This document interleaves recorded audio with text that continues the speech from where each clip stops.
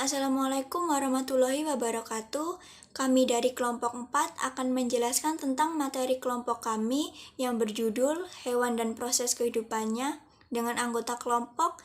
Yang pertama saya sendiri Retno Nawang Wulan sebagai moderator dengan NPM 139, yang kedua Sabrina Cipta Rafelia dengan NPM 122, yang ketiga Evilia Nuraini dengan NPM 100, yang keempat Febriana Yuresa dengan NPM 088, yang kelima Uli Almafruhah dengan NPM 1911231, dan yang terakhir Frisilia Amelia Putri dengan NPM 104.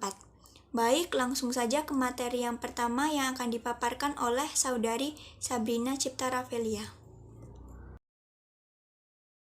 Adapun ciri-ciri makhluk hidup yaitu pada hewan, yang pertama adalah bernapas. Bernapas adalah proses mengambil atau menghirup oksigen atau yang biasa kita kenal dengan O2 dan mengeluarkan karbon dioksida atau CO2 dari tubuh makhluk hidup. Oksigen digunakan untuk proses oksidasi biologi dalam makhluk hidup. Kemudian bergerak. Pengertian gerak pada makhluk hidup tidak harus selalu berpindah tempat. Gerak merupakan perubahan posisi suatu makhluk hidup terhadap suatu acuan tertentu. Kemudian, makhluk hidup dapat melakukan gerak pada sebagian atau seluruh bagian tubuhnya. Gerak hewan dan manusia bersifat aktif karena dapat berpindah tempat. Hal ini terjadi karena hewan dan manusia mempunyai sistem gerak berupa otot, tulang, dan sendi yang sudah sempurna. Kemudian, hewan juga dapat tumbuh dan berkembang. Semua makhluk hidup akan mengalami pertumbuhan dan perkembangan. Pada awalnya, hewan, manusia, dan tumbuhan berukuran kecil, kemudian secara bertahap tumbuh menjadi besar.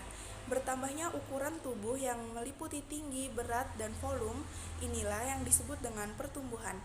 Pertumbuhan pada manusia dan hewan ada batasnya. Setelah mencapai usia tertentu, manusia dan hewan tidak dapat tumbuh lagi. Sedangkan tumbuhan selalu tumbuh sepanjang hidupnya.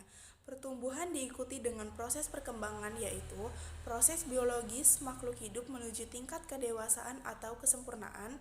Pada proses perkembangan terjadi perubahan susunan dan fungsi organ-organ tubuh. Kemudian, tentunya hewan membutuhkan makanan ataupun nutrisi. Makhluk hidup memerlukan makanan untuk memenuhi kebutuhan akan zat makanan atau nutrisi. Nutrisi di dalam tubuh dimanfaatkan untuk menghasilkan energi atau tenaga untuk melakukan aktivitas hidup, memelihara jaringan, dan mengganti sel-sel yang sudah rusak, mengatur berbagai proses metabolisme tubuh, dan sebagai pertahanan tubuh terhadap berbagai macam penyakit. Kemudian, hewan juga dapat berkembang biak. Makhluk hidup berkembang biak untuk memperbanyak diri atau menghasilkan individu baru. Tujuan utama makhluk hidup berkembang biak adalah untuk menjaga kelestarian jenisnya agar tidak punah. Cara perkembangbiakan makhluk hidup berbeda-beda. Hewan berkembang biak antara lain dengan beranak, bertelur, bertunas, fragmentasi, atau membelah diri. Setelah itu, hewan juga dapat mengeluarkan zat sisa. Zat sisa dari proses metabolisme tubuh makhluk hidup harus dikeluarkan. Jika tidak, akan menimbulkan racun di dalam tubuh. Zat sisa yang dikeluarkan biasanya bisa berupa cairan, gas, atau zat padat. Hewan juga dapat bereaksi terhadap rangsang atau peka terhadap rangsang. Makhluk hidup memiliki kemampuan untuk menerima dan menanggapi perubahan yang terjadi di sekitarnya atau disebut dengan rangsang. Rangsang tersebut dapat berupa cahaya, bunyi, bau, rasa, ataupun sentuhan. Manusia dan hewan memiliki sistem indera, sistem saraf, sistem hormon, dan sistem otot yang baik sehingga mampu melihat, mendengar, mencium, mengecap rasa, dan menyentuh ataupun meraba. Kemudian yang terakhir, hewan dapat beradaptasi. Adaptasi adalah kemampuan makhluk hidup untuk menyesuaikan diri dengan lingkungannya. Makhluk hidup harus dapat beradaptasi agar bisa bertahan hidup. Apabila makhluk hidup tersebut tidak bisa menyesuaikan diri dengan lingkungannya, dia akan mati atau harus berpindah ke lingkungan yang baru atau yang biasa disebut dengan migrasi. Adaptasi makhluk hidup dibedakan menjadi 3, yakni adaptasi morfologi, adaptasi tingkah laku, dan adaptasi fisiologi. Proses kelangsungan hidup hewan adaptasi. Yang pertama, adaptasi untuk memperoleh energi. Semua makhluk hidup memerlukan makan, termasuk juga hewan, manusia, dan tumbuhan. Melalui proses adaptasi, hewan itu memiliki kemampuan yang berbeda dalam memperoleh makanan, memakan, dan mencerna makanan. Berdasarkan jenisnya, hewan itu dibagi menjadi 3, yaitu hewan herbivora, karnivora, dan omnivora. Herbivora adalah hewan pemakan tumbuhan, karnivora hewan pemakan daging, sedangkan omnivora hewan pemakan tumbuhan dan juga daging. Contohnya, hewan herbivora itu seperti ikan, hewan karnivora seperti harimau, sedangkan hewan omnivora itu seperti beruang. 2. Adaptasi fisik. Beberapa spesies hewan yang merupakan mangsa dari predator memiliki bentuk fisik yang memungkinkan hewan terhindar dari predator. Adaptasi terjadi pada hewan tertentu, sehingga memiliki struktur tubuh yang seolah-olah menyatu dengan lingkungan. Bagian tubuh luar atau penutup tubuh hewan dapat memberikan pelindung terhadap beberapa hewan. Beberapa serangga memiliki kulit luar yang keras.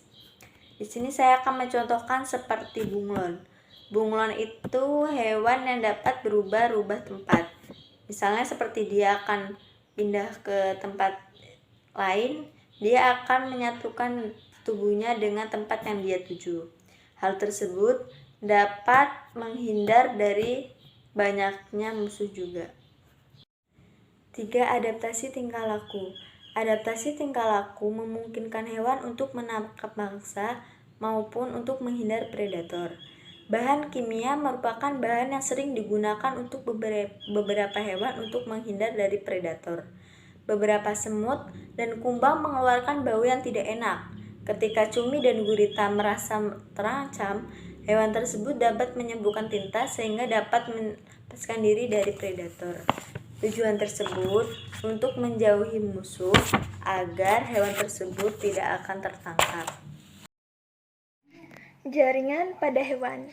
Jaringan hewan adalah sekumpulan sel-sel di mana memiliki bentuk dan fungsi yang sama sehingga membentuk jaringan pada tubuh hewan.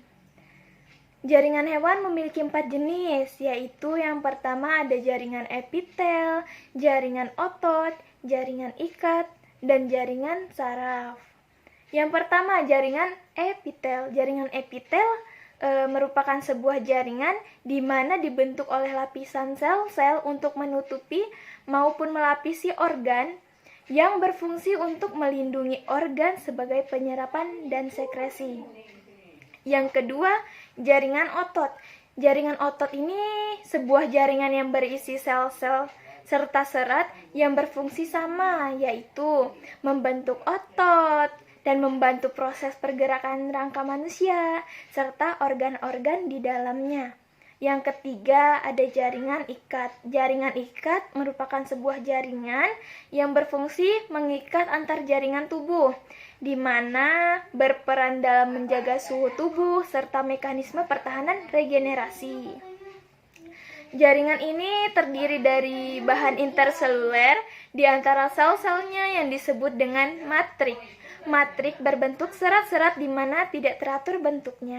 Keempat, jaringan saraf. Jaringan saraf adalah sebuah jaringan yang menerima rangsang serta meneruskan dan berfungsi untuk mengatur aktivitas otot. Saraf begitu peka terhadap keadaan sekitarnya, sehingga jaringan saraf akan mengendalikan otot hewan serta manusia untuk dapat bergerak. Klasifikasi makhluk hidup. Klasifikasi makhluk hidup adalah suatu cara memilah dan mengelompokkan makhluk hidup menjadi golongan atau unit tertentu. Selanjutnya, makhluk hidup yang memiliki persamaan ciri dikelompokkan ke dalam satu kelompok yang disebut takson. Hewan termasuk ke dalam takson kingdom Animalia. Hewan merupakan kelompok makhluk hidup yang hidup dengan cara memakan makhluk hidup lain. Perbedaan utama antara hewan dan tumbuhan adalah pada dinding sel yang dimilikinya.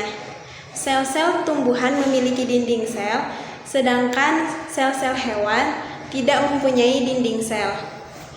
Kingdom Animalia dapat dikelompokkan menjadi dua. Satu, kelompok invertebrata adalah kelompok hewan yang tidak memiliki tulang belakang. Pada invertebrata ada beberapa jenis, yaitu satu, porifera, hewan yang memiliki pori pada struktur tubuhnya. Dua, Coelenterata, yang disebut juga dengan hewan rongga dan anteron yang berarti usus. 3. Vermes atau cacing. 4. Moluska adalah hewan lunak yang hidup bebas di laut, air tawar maupun darat. Hewan ini bercangkang, tubuh terdiri dari kaki, sistem pencernaan yang lengkap. 5. Arthropoda, hewan berbuku-buku. Contohnya serangga, laba-laba, udang, lipan, dan hewan sejenis lainnya. Kelompok vertebrata atau hewan yang memiliki tulang belakang. Pada hewan vertebrata dibagi menjadi 5, yaitu 1. Pisces atau ikan, 2. Amfibia atau hewan amfibi, 3. Reptilia, 4. Aves atau burung, 5.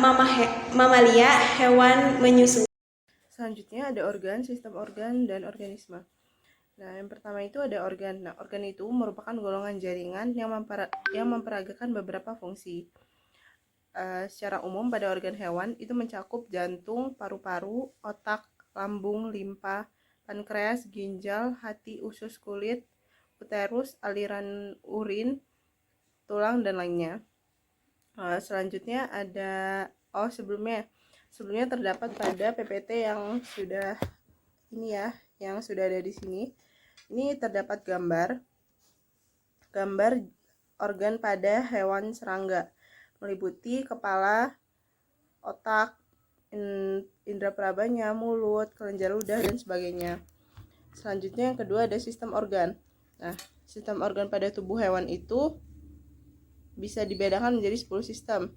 Yang pertama itu ada pencernaan, pernafasan, peredaran darah, ekskresi, rangka, saraf otot, kelenjar, integumen, dan reproduksi.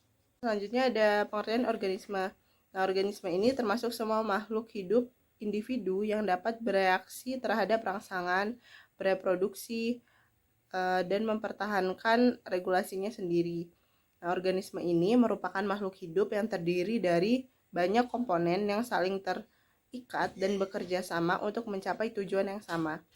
Organisme hadir dalam berbagai ukuran, bentuk, dan gaya hidup, tetapi mereka semua mempunyai berbagai atau beberapa ciri yang sama.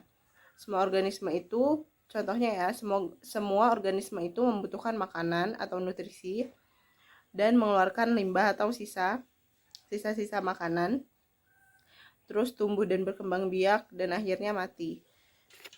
Seperti yang terdapat dalam gambar ini, terdapat organisme yang terdiri dari hewan harimau, rusa, dan ada tumbuhan juga. Itu termasuk organisme. Baik, sekian penjelasan materi dari kelompok kami. Kurang dan lebihnya kami mohon maaf, dan kepada Allah kami mohon ampun. Terima kasih sebelumnya. Saya akhiri. Wassalamualaikum warahmatullahi wabarakatuh.